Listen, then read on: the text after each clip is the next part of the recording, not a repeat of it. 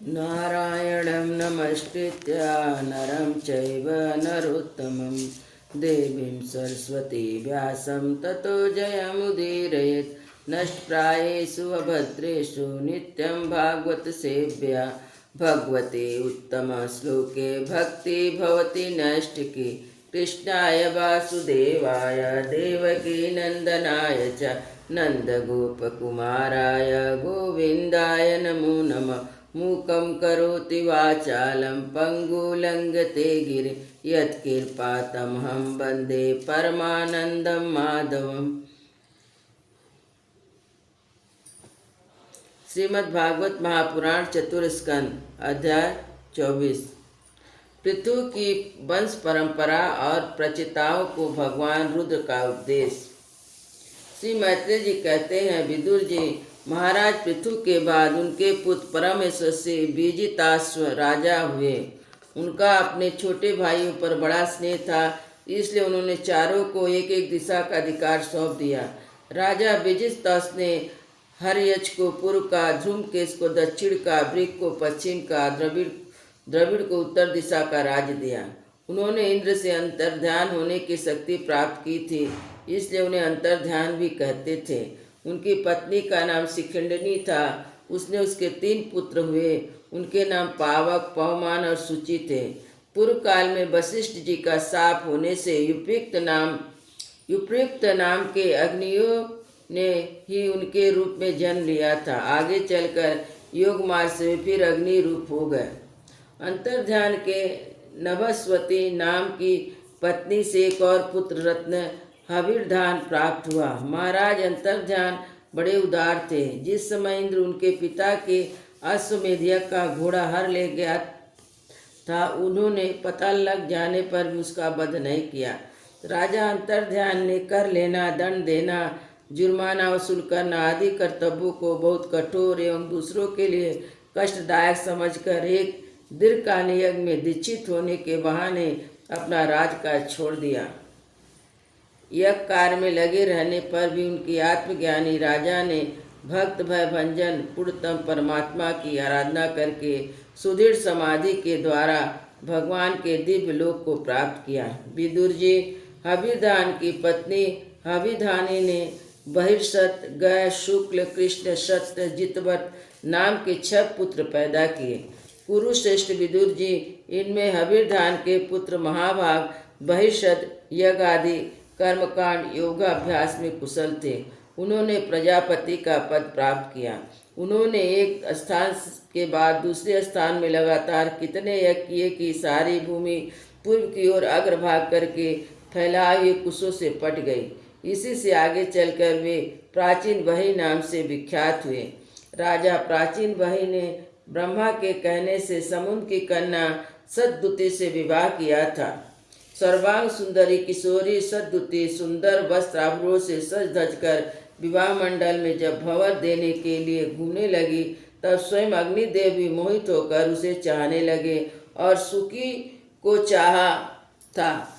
नवविवाहिता सद्ध्रुम ने अपने नुपुरों की झंकार से दिशा विदिशाओं के देवता, असुर, गंधर्व, मुनि, सिद्ध, मनुष्य, नाग सभी को वश में कर लिया था। सद्रुति के गर्भ से प्राचीन वही के प्रचेता नाम के 10 पुत्र हुए। वे सब बड़े धर्मज्ञ थे, एक से नाम और आचरण वाले थे। जब पिता ने उन्हें संतान उत्पन्न करने का आदेश दिया, तब उन सब ने तपस्या करने के लिए समुद्र में प्रवेश किया। वहाँ 10,000 वर्ष तक तपस्या करते हुए उन्हें तप का फल देने वाले श्री हरि की आराधना की। घर से तपस्या करने के लिए जाते समय मार्ग में श्री महादेव जी ने उन्हें दर्शन देकर कृपा पूर्वक जिस तत्व का उपदेश दिया था, उसी का एकाग्रता पूर्वक ध्यान, जप और पूजा करते रहे।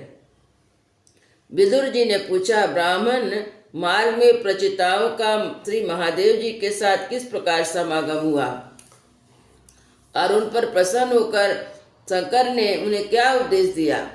तब सारयुक्त बात आप कृपा करके मुझसे कहिए। ब्रह्मश्री शिव जी के साथ समागम होना तो देवधारियों के लिए बहुत कठिन है औरों की बात ही क्या, मुनि जन भी सब प्रकार की आसक्ति छोड़कर उन्हें पाने के लिए निरंतर ध्यान ही किया करते हैं, किंतु सहज में पाते नहीं।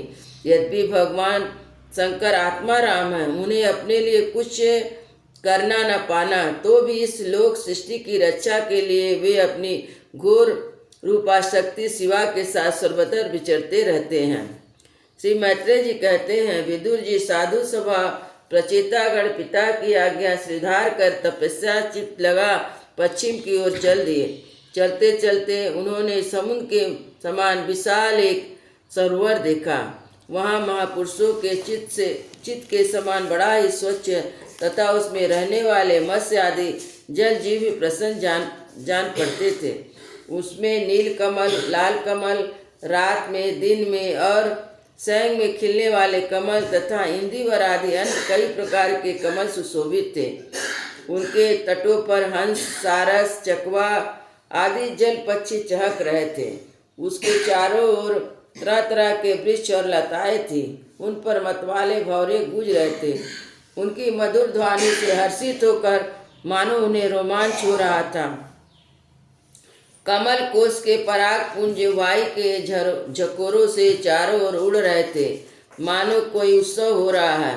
महामृदंग, पड़व आदि बाजू के साथ अनेक दिव्य रागनियों के क्रम से गायन की मधुर ध्वनि सुनकर उन राजकुमारों को बड़ा आश्चर्य हुआ। इतने में उन्होंने देखा कि देवादि भगवान शंकर अपने अनुचरों सहित उस सरोवर से बाहर आ रहे हैं। उनका शरीर तपी हुई स्वर्ण राशि के समान कांतिमय है, कंठ नीलवर्ण तथा 3 विशाल नेत्र हैं। वे अपने भक्तों पर अनुग्रह करने के लिए उद्यत हैं। उनको गंधर्व उनका श्वेष गान अनेकों गंधर्व उनका श्वेष गान कर रहे हैं। उनका सहसा दर्शन पाकर प्रचिताओं को बड़ा कुतूहल हुआ और उन्होंने शंकर जी के चरणों में प्रणाम किया। तब शरणागत भयहारी भक्तवत्सल भगवान शंकर ने अपने दर्शन से प्रसन्न हुए धर्मगढ़ शिव संपन्न राजकुमार से प्रसन्न होकर कहा, महादेव जी बोले, तुम लोग राजा प्राचीन भाई के पुत्र हो, तुम्हारा कल्याण हो। तुम जो कुछ करना चाहते हो वह भी मुझे मालूम है। इस समय तुम लोगों पर कृपा करने के लिए मैंने ही तुम्हें इस प्रकार दर्शन दिया है। जो व्यक्ति अव्यक्त प्रकृति और जीव संज्ञक पुरुष इन दोनों के नियामक भगवान वासुदेव की साक्षात शरण लेता है वह मुझे परम प्रिय है। अपने वर्णाश्रम का भली भांति पालन करने वाले पुरुष 100 जन्म के बाद ब्रह्मा के पद को प्राप्त होता है और इससे भी अधिक पुण्य होने पर मुझे प्राप्त होता है। परंतु जो भगवान का अनन्य भक्त है वह तो मृत्यु के बाद सीधे भगवान विष्णु के उस सर्व परम पद को प्राप्त हो जाता है, जिसे रुद्र रूप में स्थित मैं तथा अधिकारी देवता अपने अपने अधिकार की समाप्ति के बाद प्राप्त करेंगे। तुम लोग भगवत भक्त होने के नाते मुझे भगवान के समान ही प्यारे हो। इस प्रकार भगवान के भक्तों को तुम भी मुझसे बढ़कर कोई कभी प्रिय नहीं होता। अब मैं तुम्हें एक बड़ा ही पवित्र और मंगलमय आज्ञा का कल्याणकारी स्रोत सुनाता हूँ, इसका तुम लोग शुद्ध भाव से जप करना। श्री मैत्रेय जी कहते हैं, तब नारायण परायण करुणार्ध हृदय भगवान शिव ने अपने सामने हाथ जोड़े खड़े हुए उन राजपुत्रों से यह स्तोत्र सुनाया।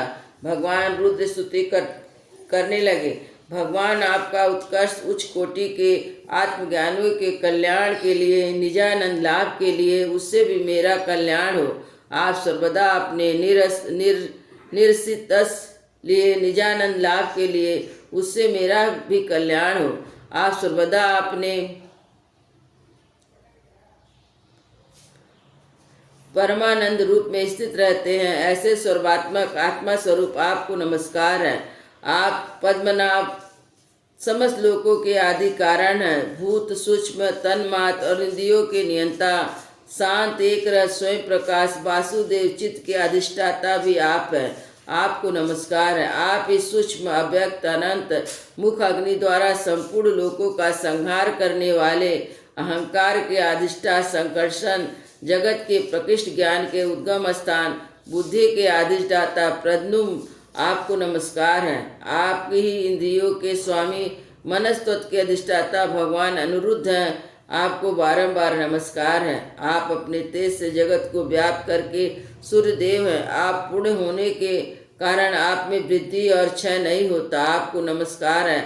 आप स्वर्ग और मोक्ष के द्वार तथा निरंतर पवित्र हृदय में रहने वाले, आपको नमस्कार है।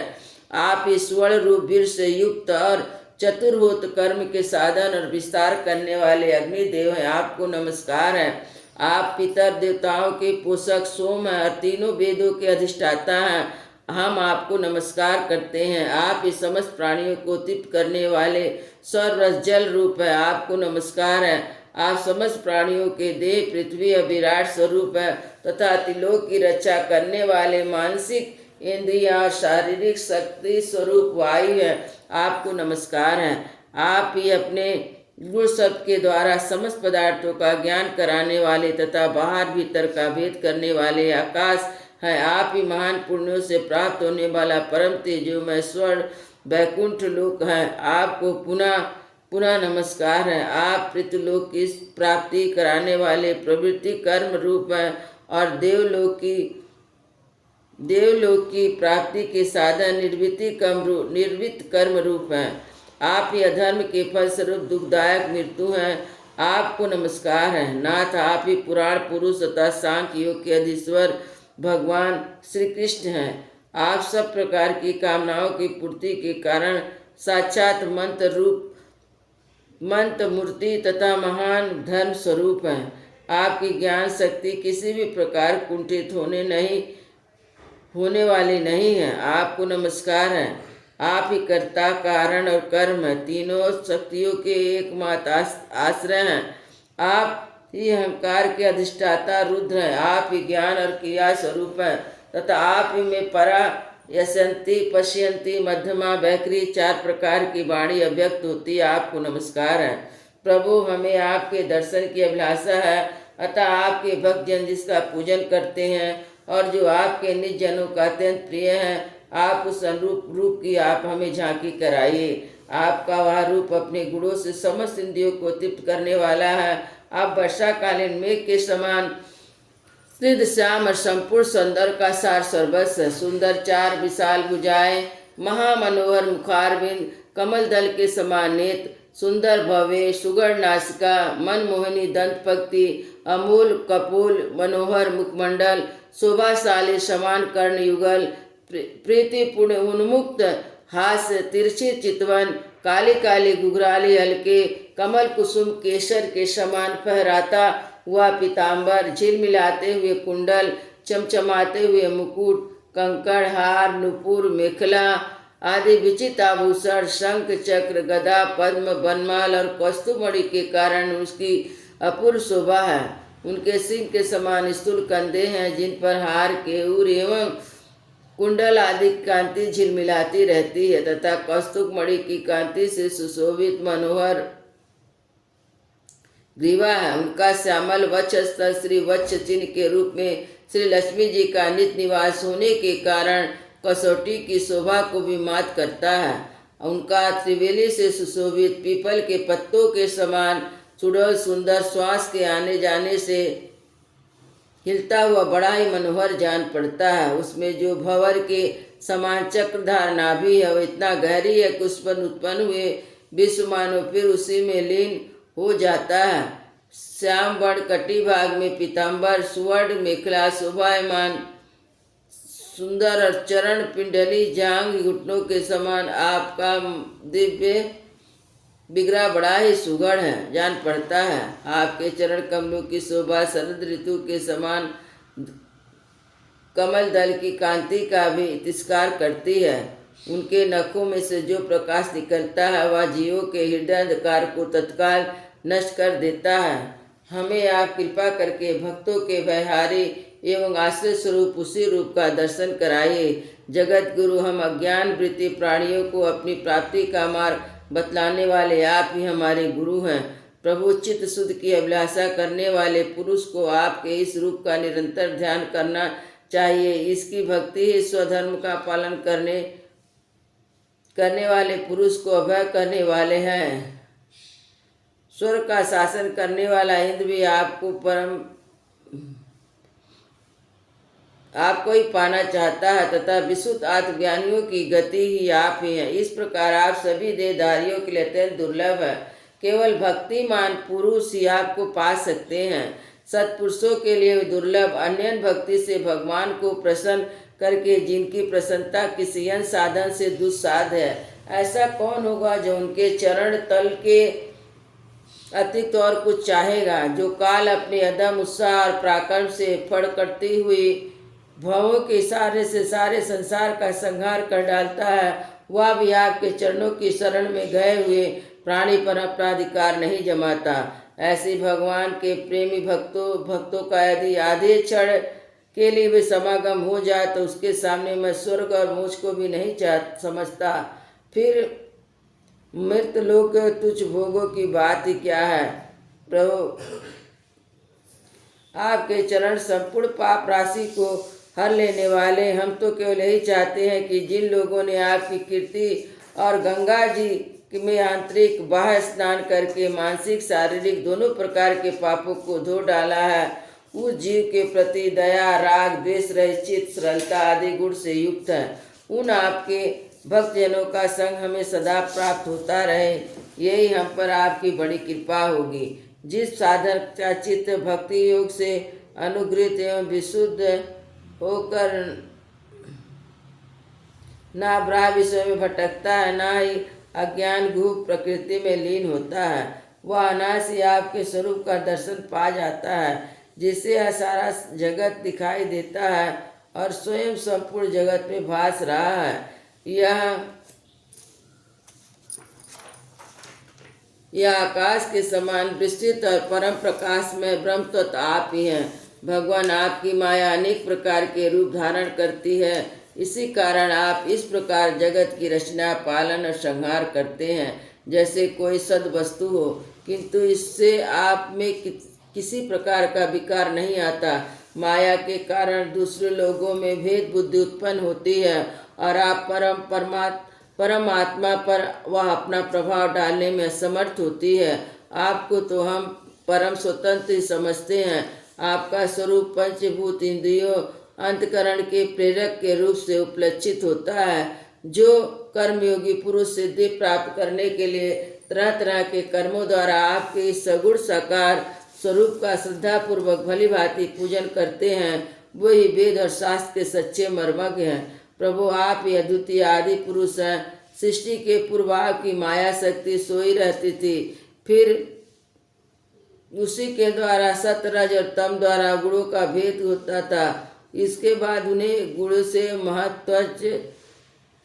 महत्व अहंकार आकाश वायु अग्नि जल पृथ्वी देवता ऋषि समस्त प्राणियों से युक्त इस जगत की उत्पत्ति होती है। फिर आप अपनी माया शक्ति से रचे हुए जरायु अंडज स्वेद उद्भिद भेद से चारों प्रकार के शरीर में अंश रूप में प्रवेश कर जाते हैं।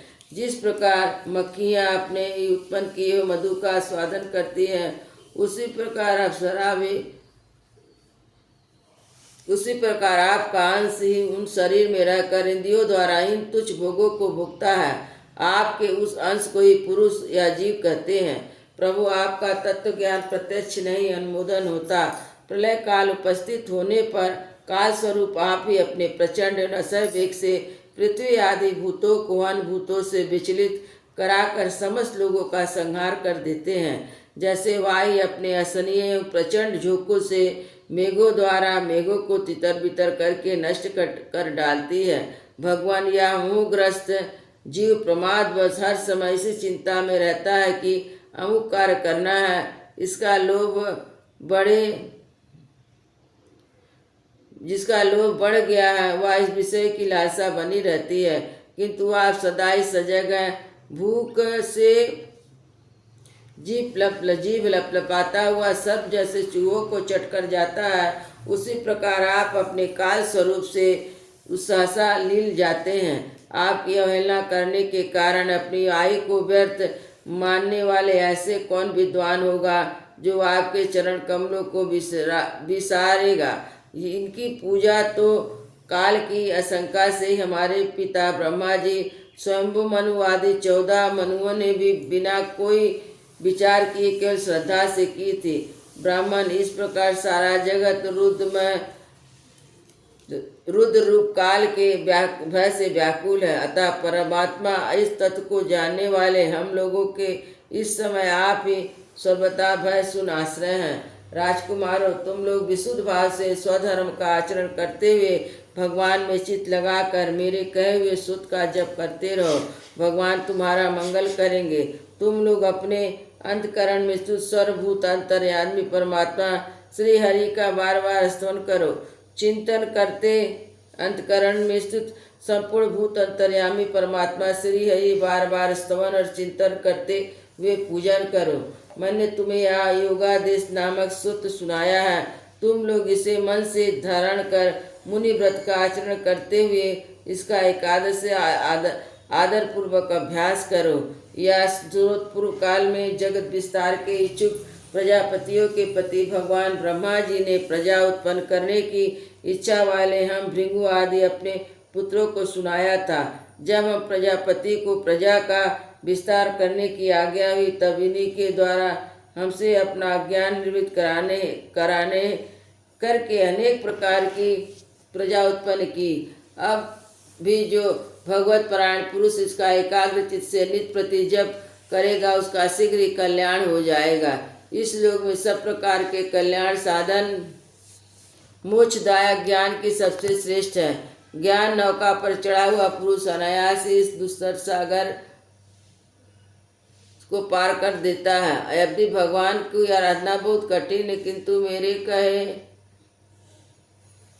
मेरे कहे स्रोत का जो श्रद्धा पूर्वक पाठ करेगा और सुगमता से इसे प्रसन्न से प्राप्त कर लेगा। भगवान की संपूर्ण कल्याण साधनों के एकमात्र प्यारे प्राप्त है।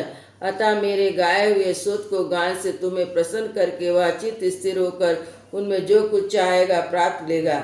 जो पुरुष उषा काल में उठकर इसे श्रद्धा पूर्वक हाथ जोड़कर सुनता या सुनाता है वह सब प्रकार के क्रम बंधन से मुक्त हो जाता है। राजकुमारों, मैंने तुम्हें यह परम पुरुष परमात्मा का सूत्र सुनाया है। इसे एकाग्र से जपते हुए तुम महान तपस्या करो। तपस्या पूर्ण होने पर इसी से तुम्हें अभिष्ट फल की प्राप्ति हो जाएगी। वृंदावन बिहार।